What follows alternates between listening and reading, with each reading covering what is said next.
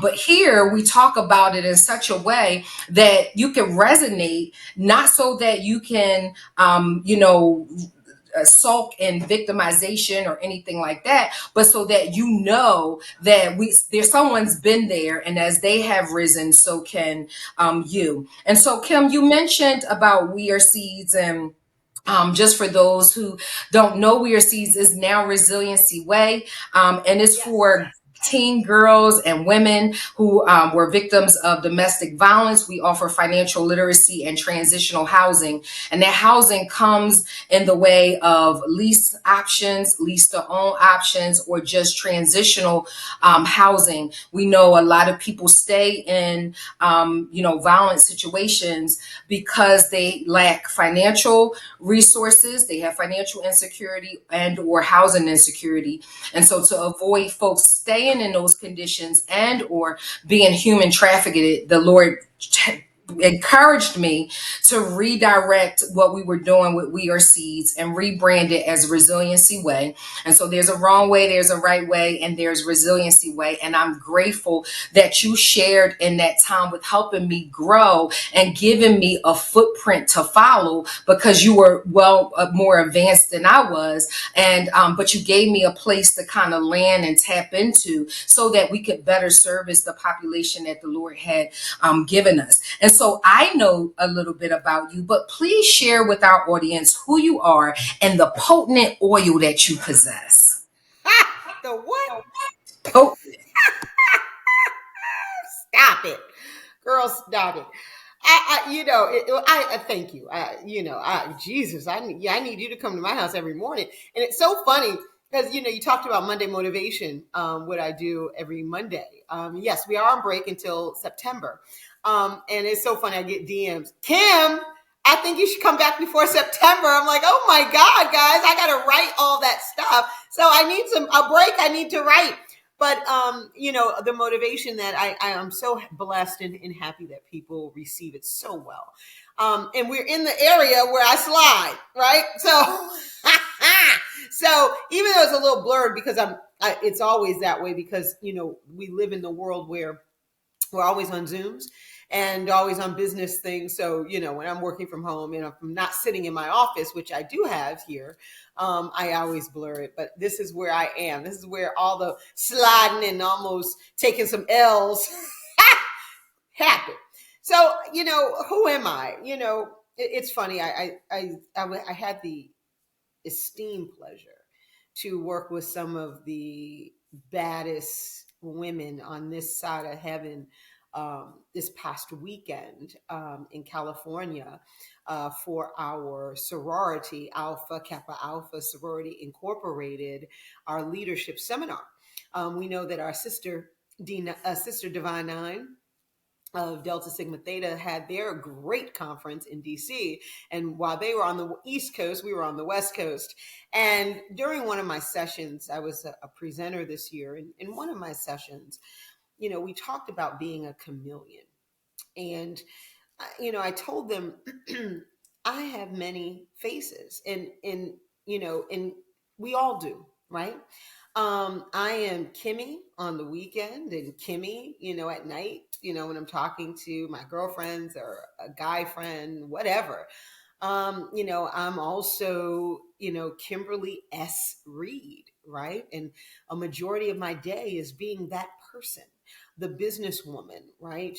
The DEIB, diversity, equality, inclusion, and belonging executive and advisor of Reed Development Group. I am so many different people to different people. I'm a, babe, whatever, my name is that particular time. I am that person. And, but the great news about being a chameleon is that a chameleon, we adapt to our environment. But at the end of the day, you are still a chameleon.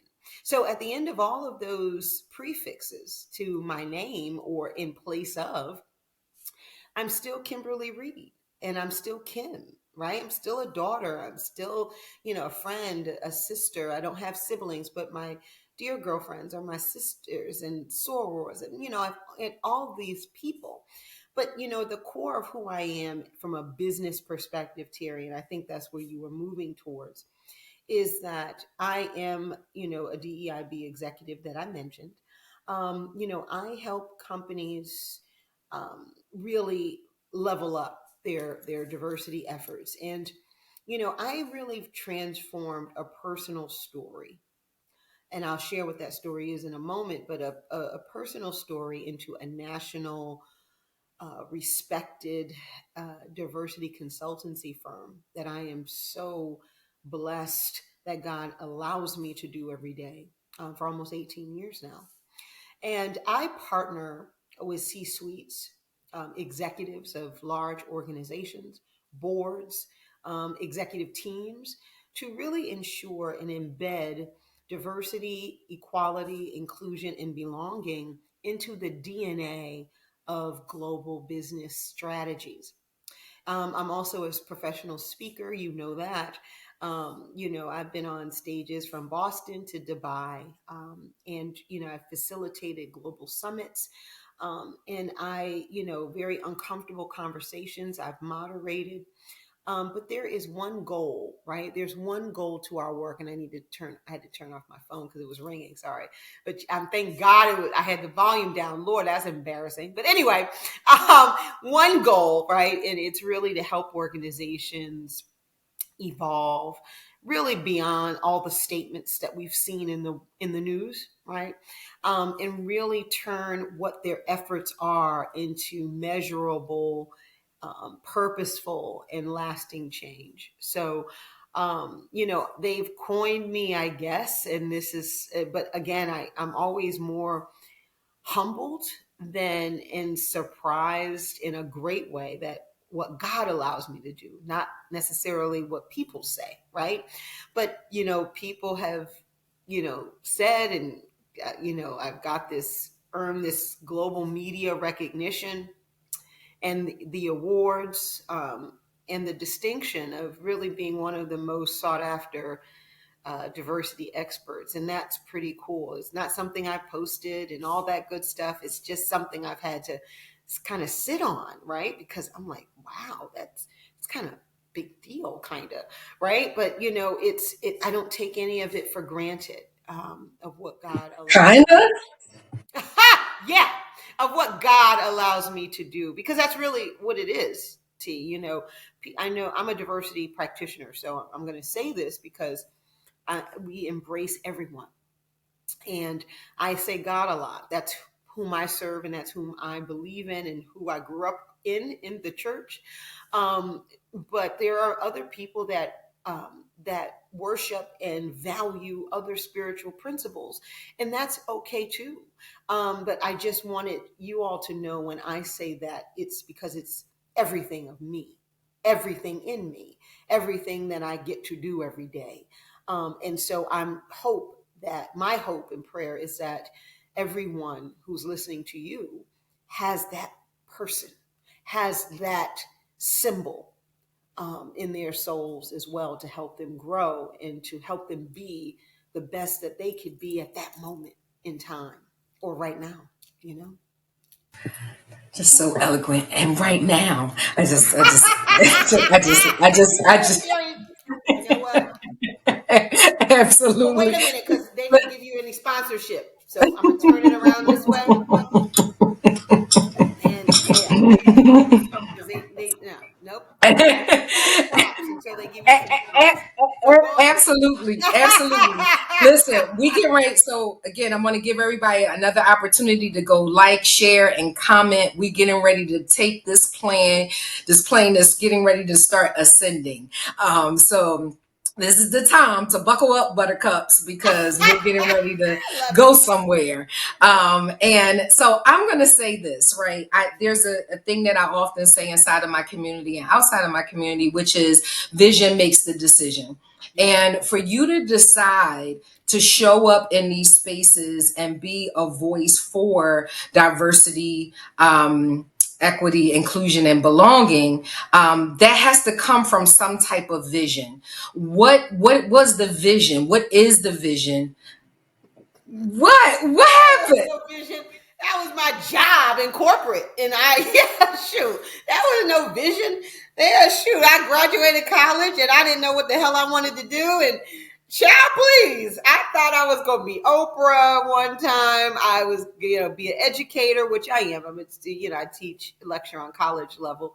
But no, it's so funny because people always think, and, I'm going to say this and share this on your show. Nobody's ever heard me say this. Everybody thinks that my life is so together. Like, oh my God, Kim, you had such a planned life. No, I didn't. I had great parents that kept me focused and kept me on somewhat of a track. And I say somewhat because my mom, who is no longer with us, she really believed in allowing me to experience life. We traveled together. We did, we always ate fine dining, right? Because she took me to lunch at G Fox, which is downtown Hartford. It used to be, it's no longer at all. We used to go to lunch because my mom worked part-time and sometimes she didn't work. And because she wanted to be with me, and we got dressed up and we went to lunch, and then my dad would come pick me up when he got off work and take me to the zoo or whatever. And I will tell you this, and when I become a mom, I am going to I remember all of these examples that have made me who I am because of wonderful parents, grandparents, my family, who always believed in me, right? They always believed in me. But, when you talk about, your question around, you know, my life,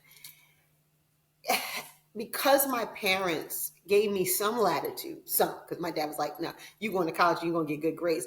And one year, my first semester, I didn't bring any. He said, so, okay, your choices are you come live with me and your mama and you're going to community college. Now, there's nothing wrong with community college, but I was living up La Vida Loca in my 4-year university, right? So to come back home to live with them and to and to go to community, that was like, no, like I'm gonna get my life together. I'm not gonna go out. Like I'm not doing any of those things. I'm gonna get back into the books because Rhyme Reed has spoken.